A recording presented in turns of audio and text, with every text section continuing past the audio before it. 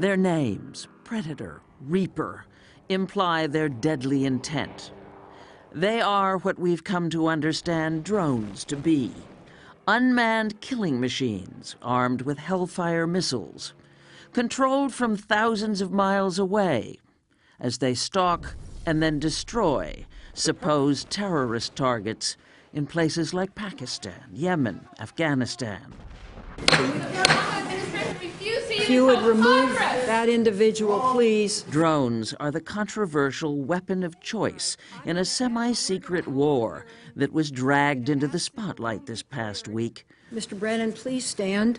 During confirmation hearings for John Brennan as CIA director. And the people that were standing up here today, I think they really have a misunderstanding of what we do as a government.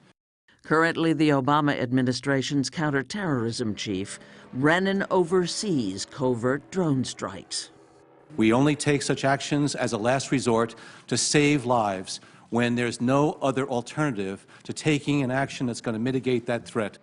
But what exactly that means, ethically and even legally, troubles critics. And what we don't know. Estimates cobbled together by journalists and think tanks of those killed in CIA drone attacks are all over the place. In Pakistan since 2004, from under 2,000 at the low end to more than 3,400. The CIA isn't saying, so who's being killed, terrorists or civilians? The data show that only a relatively small number of high-level targets have been killed, something on the order of 50. Estimates vary. Out of all the drone strikes? Out of all the drone strikes, and all those who have been killed, on the order of 50, which is roughly 2% of those who have been killed, which means that 98% of those killed have not been high-level targets. These photos were taken by a photographer who has gone to strike sites. James Cavallaro is a law professor at Stanford University and co-author of a paper critical of U.S. drone use. These are bits of shrapnel. Cavallaro and his team went to Pakistan. But we don't hear enough about the costs. Civilians killed, civilians injured, destruction of communities, growth of anti-Americanism, and fomenting recruitment for terrorist groups. When all of that is considered, there are serious doubts about whether drones are the best option.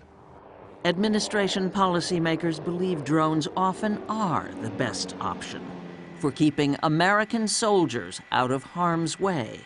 This thing that we called war, it's being changed by this technology. Peter Singer is a senior fellow at the Brookings Institution. It's allowed us to disconnect two things that used to go hand in hand in war. The destructive side, but also the risk of sending people into action. Now you're able to separate them, and that has huge impact. And here's something you may not know. The vast majority of the 8,000 or so drones in use by the U.S. military don't look like this. They're more likely to look like glorified model airplanes, equipped not with missiles, but cameras. Together with high-flying surveillance drones, they alert troops when they're in danger. In Afghanistan, you have soldiers that will write letters back and say, you know, our patrol was saved today because you were doing overwatch on us. Clear, clear. Now, drones are headed off the battlefield. They're already coming your way. The Wasp only weighs a little less than 3 pounds. AeroVironment, the California company that sells the military something like 85% of its fleet, is marketing them now to public safety agencies. Flying behind us is the Cube system. It's a small unmanned aircraft that's designed to give first responders an immediate eye in the sky so they can find lost kids, they can investigate accidents, they can support disaster recovery for earthquakes in California, tornadoes in the Midwest, hurricanes in the Gulf Coast. Steve Gitlin is a vice president of AeroVironment. A Cube system is less than $50,000, which is about what police agencies pay for a fully equipped police cruiser. As opposed to a helicopter, which would be... Helicopters can cost $1 or $2 million apiece. Suppose you've got a dangerous hostage situation. As shown in this simulation, an unmanned aircraft can track the gunman. It can evaluate flooding or help firefighters cheaply and safely without endangering lives, the argument goes. Rodney, will you talk to me? At this North Dakota farm, one assisted in safely resolving an armed standoff over some cattle. We were able to tell that there were 3 adult males at the end of the driveway, which appeared to be holding long guns. Kelly Janke is sheriff of Nelson County. The next morning, the 3 men were arrested.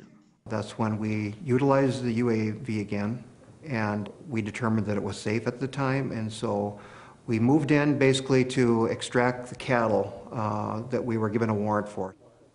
Guys, we'll do another flight demo here. Again, we still have the IR sensor pod on the aircraft. So you're going to see everything in black and white. White is hot, black is dark or cold. Last week in Grand Forks, North Dakota, first responders attended a short course in what drones can do for them. Most of all, call us and tell us that you need us because we want to come out and start utilizing this.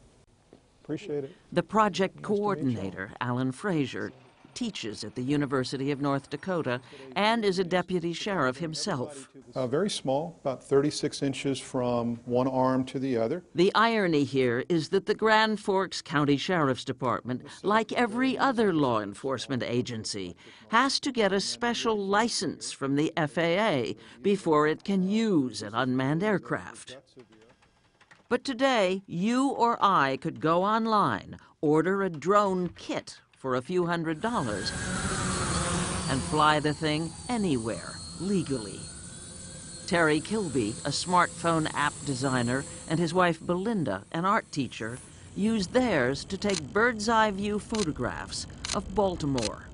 We can get something that is a totally unique and fresh perspective on images that you would ordinarily think that you've already seen before, but now it's a completely new take on it.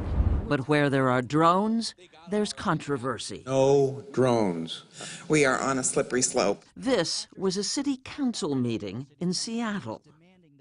On Thursday, the mayor ordered Seattle's police force to end its unmanned aerial vehicle program. At least 11 states have legislation pending that would restrict or ban drone use, including Texas. Invasion of privacy is the #1 issue. State Representative Lance Gooden is one of the bill's sponsors. With these drones, you can hover over someone's backyard, a foot off the ground. You can film into someone's back living room. You can record conversations. But Alan Frazier in North Dakota thinks regulation is premature.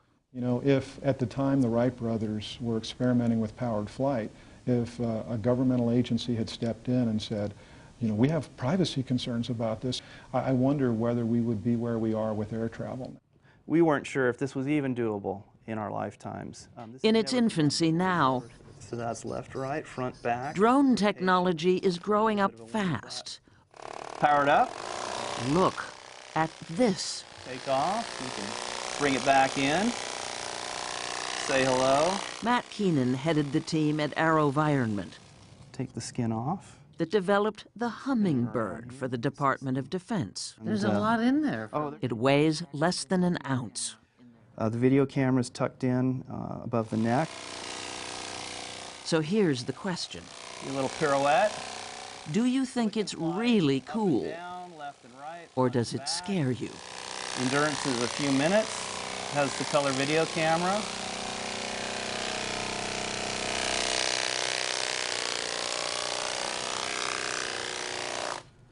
And that's what it does.